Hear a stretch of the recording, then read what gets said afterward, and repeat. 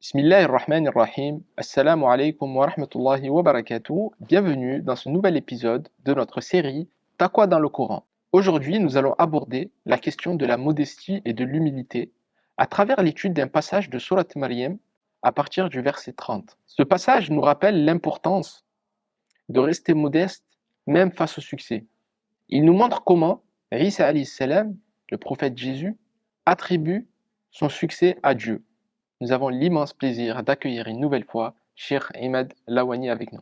Salam alaikum. Wa alaykoum salam wa rahmatullahi wa barakatuh. Barakallahu fikum pour votre invitation. Bismillah ar-Rahman ar-Rahim wa salatu wa salamu ala rasulil karim wa ala alihi wa sahbihi ajma'in. Rabbi shrah li sadri wa yassir li amri wa hlul 'uqdatan min lisani yafqahu qawli. Allah subhanahu wa ta'ala dit قال إني عبد الله آتاني الكتاب وجعلني نبيا. Après que Maryam alayhi salam ait mis naissance à Isa alayhi salam, évidemment, comme vous savez tous, Maryam n'avait pas de mari. Elle est retournée auprès de son peuple et le peuple de Maryam alayhi salam était étonné. Choqué. Était même choqué parce que Maryam alayhi salam était connue pour sa piété, sa droiture.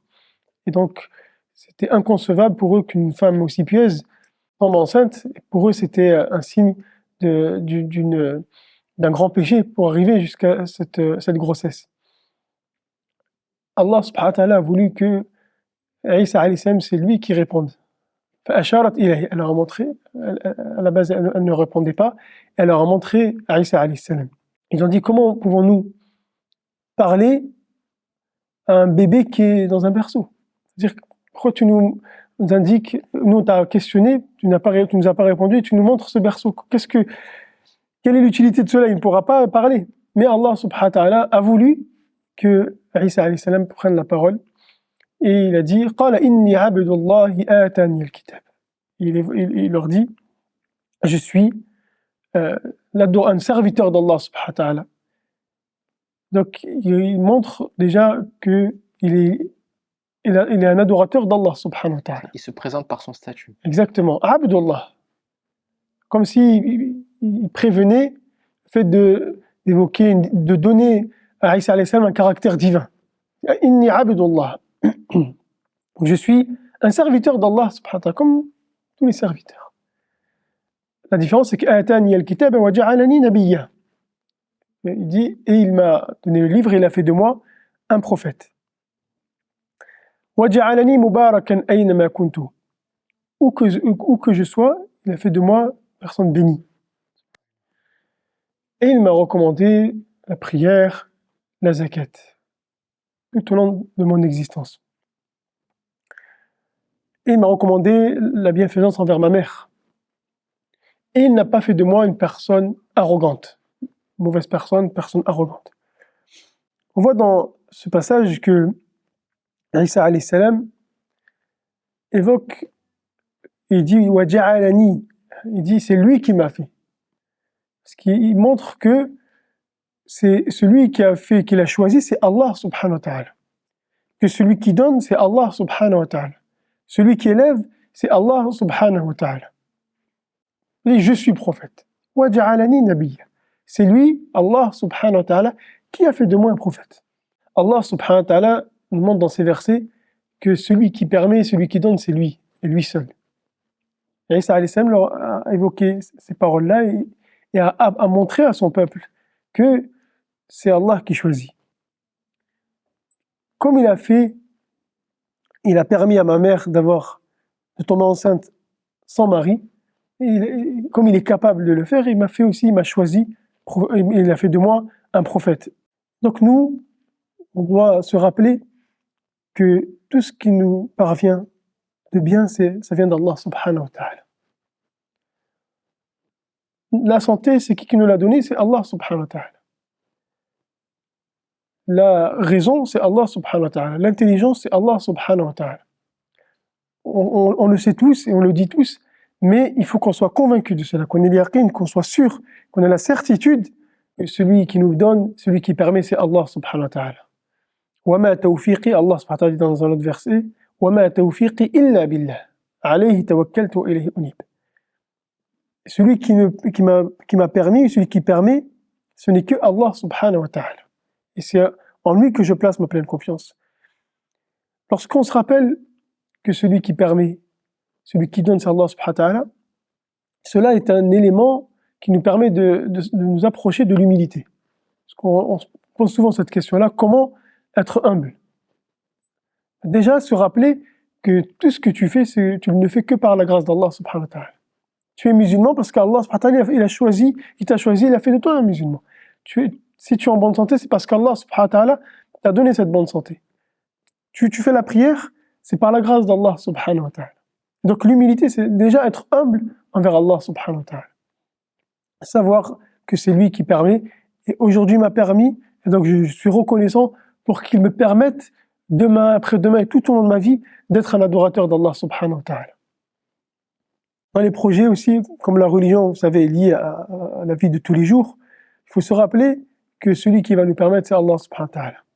Celui qui est lié à Allah subhanahu wa ta'ala et qui a la certitude et qui se rappelle sans cesse que celui qui donne, c'est Allah, celui qui enlève, c'est Allah, celui qui permet, c'est Allah, vivra dans ce bas monde-là avec plus de quiétude. Nous sommes dans une époque où il y a beaucoup de crises, beaucoup de maladies psychologiques. Parfois, cela est lié à cette absence de certitude vers Allah subhanahu wa ta'ala. On pense et on veut tout maîtriser. Donc, lorsqu'on n'y arrive pas, nous sommes frustrés et parfois ça peut aller jusqu'à un état dépressif parce que on oublie que celui qui permet, c'est Allah subhanahu wa ta'ala. Nous, ce qui nous est demandé, c'est de faire les causes, d'agir, mais celui qui va nous permettre, c'est Allah subhanahu wa ta'ala seul. Et si je n'ai pas réussi, alors que j'ai fait les causes, j'ai fait ce qu'il fallait, c'est qu'Allah subhanahu wa ta'ala n'a pas voulu. Et celui qui est lié à Allah subhanahu wa ta'ala, il dit khayr, Inch'Allah. Il y a un bien dans tout. Si Allah subhanahu wa ta'ala n'a pas voulu, ne m'a pas permis, c'est qu'Allah subhanahu wa ta'ala sait pourquoi. Nous, on veut des choses, nous voulons des choses, mais on ne sait pas en réalité si c'est un bien pour nous ou pas. Alors qu'Allah subhanahu wa ta'ala sait que nous-mêmes, que tel projet est un bien pour nous, tel projet n'est pas un bien pour nous. À l'instant T, nous, si on juge à l'instant T. On pense que pour nous c'est un bien parce que je vois à l'instant T. Mais Allah subhanahu wa ta'ala, il te fait choisir, il t'amène parfois dans des projets, toi tu ne devais même pas penser. À l'instant T, au moment même, tu ne sais pas, tu n'as pas encore compris pourquoi. Tu ne sais pas, il est où le khayr dans ce projet-là. Mais les années défilent et après tu dis, mais alhamdoulilah, remercie Allah subhanahu wa ta'ala qui t'a permis d'être dans ce projet parce que ça t'a ouvert d'autres opportunités. Et c'est pour ça qu'en réalité, même si Allah subhanahu wa ta'ala, admettons, imaginons qu'il nous propose d'écrire ce que l'on veut toute notre vie et que tout ce qu'on va écrire sera exaucé. Et toi, t'écris la manière dont tu vois ta vie, etc. Mais ça sera jamais aussi bien, ça sera largement moins bien que ce qu'Allah subhanahu wa ta'ala lui t'a préparé. Parce que toi, tu juges selon le moment. Et tes connaissances limitées. Et ta science qui est très limitée, et tu ne vois pas le futur, et tu ne connais pas plein de choses. Et donc, même si tu devais écrire ce que tu voulais Allah accepter, ça sera moins bon que ce qu'Allah lui t'a réservé. C'est ça, le fait de se rappeler que celui qui permet, c'est Allah subhanahu wa ta'ala. Dans le long verset de Surat Al-Ma'ida, le verset 110, Allah subhanahu wa ta'ala rappelle à Isa alayhi salam que tout ce qu'il fait, c'est par sa permission. Il dit « Wa tubri'ul akmaha wal abrasa bi'idhni » Tu guéris celui qui est aveugle et celui qui a la lèpre par ma permission. « Wa idh tukhrijul mawta bi'idhni » Tu fais revivre les morts par ma permission. C'est clair, c'est par la permission d'Allah subhanahu wa ta'ala.